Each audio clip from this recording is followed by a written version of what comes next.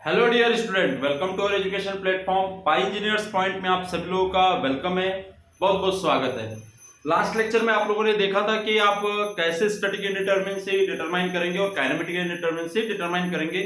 फार्मूलेज मैंने आप लोगों को बताए थे, तो आप लोग उसकी हेल्प से न्यूमेरिकल सॉल्व करने की कोशिश करना। चलिए आज हम देखते हैं कि स्ट्रेन एनर्जी क्या होता है। फटाफट छोटा सा लेक्चर है आज का, है ना। स्ट्रेन एनर्जी को हम समझ लेते हैं। देखिए आपने सोम में या स्ट्रेंथ ऑफ मटेरियल में भी पढ़ा है कि आपका स्ट्रेन एनर्जी क्या होता है। बड़ा इंपॉर्टेंट है, ध्यान दीजिएगा, है ना। तो स्ट्रेन एनर्जी में आपको समझना है, देखिए आपको वर्क डन पता होना चाहिए कि वर्क डन क्या होता है। Work done is equal to, आपने पढ़ा है कि फोर्स इनटू डिस्प्लेसमेंट होता है, राइट। ये आपकी सिंपल सी डेफिनेशन है कि work done is equal to क्या होता है, फोर्स इनटू डिस्प्लेसमेंट। और वर्क डन ही क्या होता है, energy. And work done is equal to क्या होता है बेटा, loss in energy. Loss in energy, जो भी एनर्जी में लॉस होगा वो वर्क डन के बराबर होगा, क्योंकि जितना आप एनर्जी यूज करेंगे वो किस में कन्वर्ट हो जाएगी, वर्क डन में। तो work done is equal to क्या हो जाएगा, लॉस इन एनर्जी। ये तो पता होना चाहिए। तो वर्क डन को हम W से डिनोट करते हैं और एनर्जी को हम U से डिनोट करते हैं, ठीक है। तो जो लॉस होगा एनर्जी में, वर्क डन के बराबर होगा। एक प्रिंसिपल हम लोगों ने पढ़ा था 9th 10th या 11th 12th में। तो स्ट्रेन एनर्जी का मीनिंग क्या होता है, देखिएगा कि जब आप मेंबर को खींचते हैं, मेंबर को आप लोड लगाते हैं, जैसे खींचा या कांटेक्ट किया, कंप्रेस किया या एलोंगेट किया, तो ये मेंबर क्या होगा, ये मेंबर क्या होगा बेटा, एलोंगेट करने की कोशिश करेगा। मतलब इसका साइज क्या हो जाएगा, बढ़ जाएगा थोड़ा सा, है ना, बढ़ जाएगा साइज। ये मान लीजिए इतना साइज बढ़ गया, ये डेल्टा साइज इसका बढ़ गया, बढ़ जाएगा। तो जब डिफॉर्मेशन हो जाता है, बिफोर डिफॉर्मेशन, आफ्टर डिफॉर्मेशन, ठीक है। ये आपकी मेंबर है, ये आपका मेंबर है, एक छोटा सा रॉड है, ठीक है। रॉड के ऊपर मैंने पी लोड लगाया। पी लोड लगाने के बाद इसमें एलोंगेशन कितना हो गया, डेल्टा हो गया, मतलब खिंचा हुआ गया। तो जब डिफॉर्मेशन आप हो जाता है तो उसके बाद ये लोड लगा ही है, लोड तो लगा ही रहेगा उसके ऊपर। लोड की का जो वर्क होगा वो जीरो हो जाता है उसके बाद में, ठीक है। और जब आप लगाते हैं तो उसके तुरंत बाद क्या होता है कि डेल्टा डिफॉर्मेशन हो जाएगा, ये मान के चलते हैं। तो यदि मैं इस फोर्स का एवरेज लूंगा तो क्या होगा, पहले P बाद में 0, क्योंकि इफेक्ट ही नहीं दे रहा है, तो 0/2 ये हो जाएगा एवरेज फोर्स। ये क्या हो जाएगा आपका एवरेज फोर्स। और हम हमेशा स्ट्रेन एनर्जी में एवरेज फोर्स लेके चलते हैं। एवरेज फोर्स क्या हो जाएगा, P/2 हो जाएगा। बात समझ में आ रही है। तो स्ट्रेन एनर्जी की डेफिनेशन कैसे लिखूंगा कि जो आपने लोड लगाया वो किस में कन्वर्ट हो गया बेटा, किस में कन्वर्ट हो गया, स्ट्रेन के फॉर्म में। क्यों, क्योंकि डिफॉर्मेशन आया तो समझ जाना कि आपका स्ट्रेन आपके मेंबर में आ चुकी है ना। डिफॉर्मेशन हो रहा है, डेल्टा डिफॉर्मेशन हुआ, मतलब आपके मेंबर में स्ट्रेन आ चुकी है, ठीक है। तो स्ट्रेन आ गई तो जो लोड है वो आपके स्ट्रेन के फॉर्म में रिजर्व हो गया, क्या हो गया, कंजर्व हो गया आपके मेंबर के अंदर, ठीक है।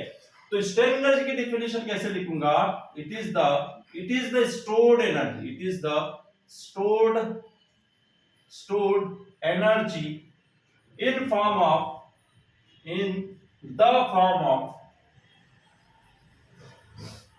strain। ये क्या है बेटा, एनर्जी है, और किसके फॉर्म में स्टोर हो जाती है, स्ट्रेन के फॉर्म में। मतलब कि लोड लगाया, लोड किस में कन्वर्ट हो गया, आपके डिफॉर्मेशन में कन्वर्ट हो गया, ठीक है। डिफॉर्मेशन तभी हुआ ना, मतलब क्या हुआ कि स्ट्रेन के फॉर्म में या डिफॉर्मेशन के फॉर्म में आपकी एनर्जी क्या हो गई, स्टोर्ड हो गई है, ठीक है, मटेरियल में। तो इसीलिए बोला जाता है।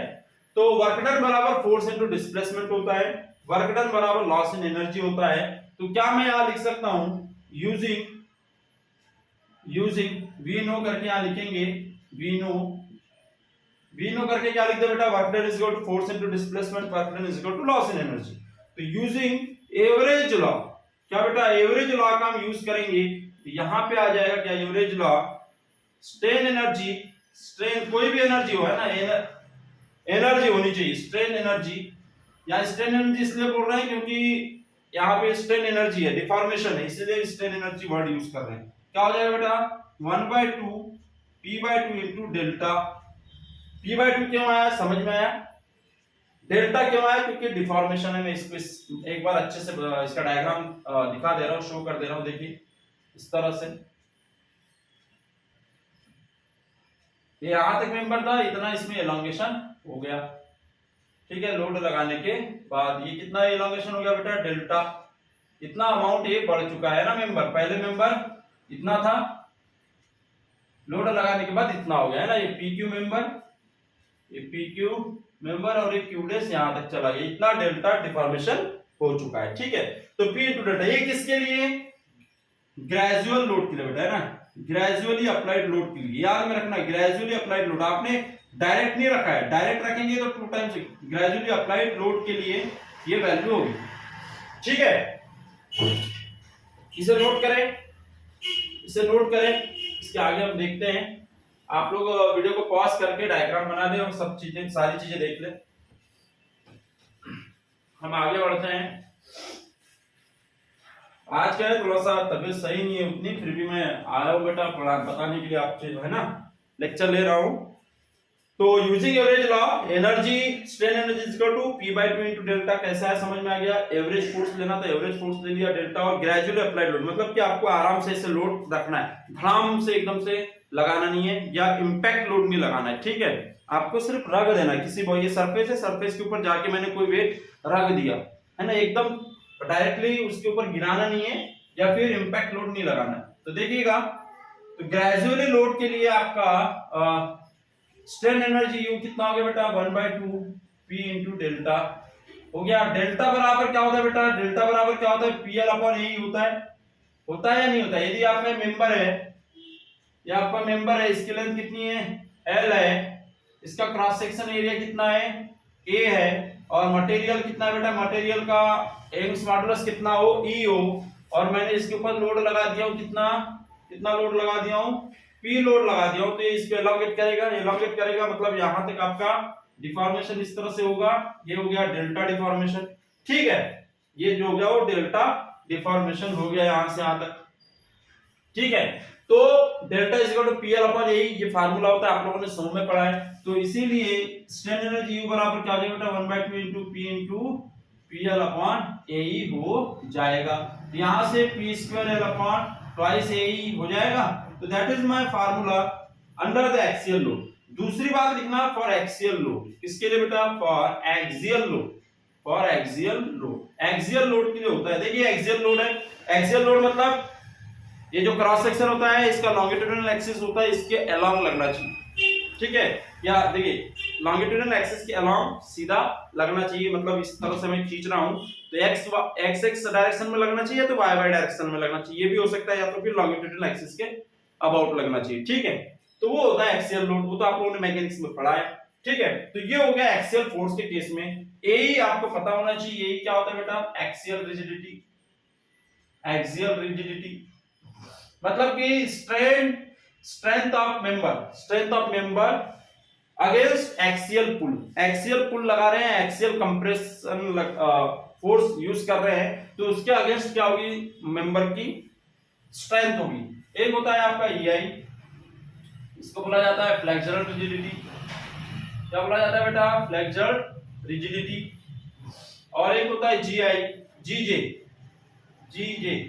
है ना, ये क्या होता है बेटा, GJ, इसको बोला जाता है टॉर्जनल या टॉर्जनल रिजिडिटी।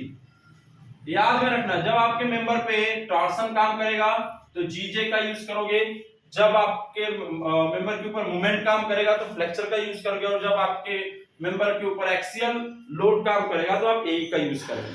ठीक है, तो इस तरह से आपके फार्मूले चेंज हो जाते हैं। तो फार्मूले क्या हो जाएंगे, देखिए U is equal to m² L upon twice EI हो जाएगा मूवमेंट के केस में, और U बराबर हो जाएगा T² L upon twice GJ, ये हो जाएगा आपका टॉर्क के केस में। किसके केस में, टॉर्क, और ये किसके केस में, मूवमेंट के केस में, और ये एक्सियल पुल के केस में तो ये दिया है। तो ये इस तरह से आपको वेरी करते आना चाहिए। ठीक है, तो स्ट्रेन एनर्जी यदि आपके पास एक मेंबर हो तो आप इस सिंपल से फार्मूले को यूज करके आप आराम से निकाल सकते हैं। ठीक है, ये समझ में आ गया। ये सारे ग्रेजुअल लोड है, सारे ग्रेजुअल लोड्स के लिए। ठीक है, याद में रखना, नोट कर लें इसे। तो बड़ा सिंपल फार्मूला है, U बराबर P² L अपॉन ए। वो दो फार्मूले लिख लीजिएगा, m² L अपॉन ट्वाइस ई, मोमेंट लगाओ तो ये हो जाएगा, टॉर्क लगाओ तो ये हो जाएगा। ठीक है, चलिए अब ध्यान देते हैं इसके आगे, यदि सडन अप्लाइड लोड हो, सडनली अप्लाइड लोड के लिए क्या होगा, सडनली अप्लाइड लोड के लिए U बराबर स्ट्रेन एनर्जी U बराबर जो होगा वो होगा P इंटू डेल्टा, सिर्फ P इंटू डेल्टा, P/2 नहीं आएगा। मतलब कि strain energy due to sudden बराबर क्या होगा 2 times of due to gradual load. Strain energy gradual load की वजह से जो होगी और सडनली अप्लाइड लोड की वजह से होगी, है ना, ये जो है ग्रेजुअल लोड के 2 टाइम्स होगी, याद में रखना है ना, ये हमेशा याद रखना, ठीक है। तो यहां से U बराबर क्या हो जाएगा P into PL upon AE, है ना, हो जाएगा बेटा। डेल्टा बराबर क्या हो जाएगा यहाँ पे P² L अपॉन AE। तो ये फार्मूला हो जाता है ग्रेजुअल लोड के लिए, ठीक है। अब हम इसके आगे और भी फार्मूले होते हैं कि आप अप्लाइड लोड के लिए कैसे निकालते हैं, ठीक है, तो हम देखेंगे। उसके लिए फार्मूलेस भी होते हैं, 2-3 फार्मूले हैं, उन फार्मूले के बारे में भी हम स्टडी करेंगे, लेकिन अभी आपकी जरूरत नहीं है, आप इतना बार याद रखें, ठीक है, कि 2 टाइम्स इफेक्ट होता है किसकी वजह से बेटा, सडनली अप्लाइड लोड, या फिर इसी को बोला जाता है इंपैक्ट लोड्स, किसकी वजह से, इंपैक्ट लोड्स की वजह से, ठीक है। इसे नोट कर लें। आई होप कि आप लोगों को स्ट्रेन एनर्जी का प्रिंसिपल समझ में आया होगा, ठीक है। स्ट्रेन एनर्जी क्या होता है, कैसे आप डिटरमाइन करेंगे, है ना, कैसे आप ये जो फार्मूलेस है सिंपल इस फार्मूले का कैसे यूज करेंगे, ठीक है। तो नेक्स्ट लेक्चर में हम लोग देख लेंगे कि आपका कास्टिग्लियानो थ्योरम क्या होता है, ठीक है, और एक होता है आपका मैक्सवेल रेसिप्रोकल लॉ, उसको देख लेते हैं नेक्स्ट लेक्चर में, ठीक है। तो आप इसके ऊपर जो भी न्यूमेरिकल होगा उस न्यूमेरिकल को सॉल्व करने की कोशिश करना, ठीक है, बड़ा सिंपल है। अब स्ट्रेन एनर्जी के प्रिंसिपल्स भी हैं, वो मैं बताऊंगा आगे, ठीक है। तो मिलते हैं नेक्स्ट लेक्चर में, थैंक यू सो मच।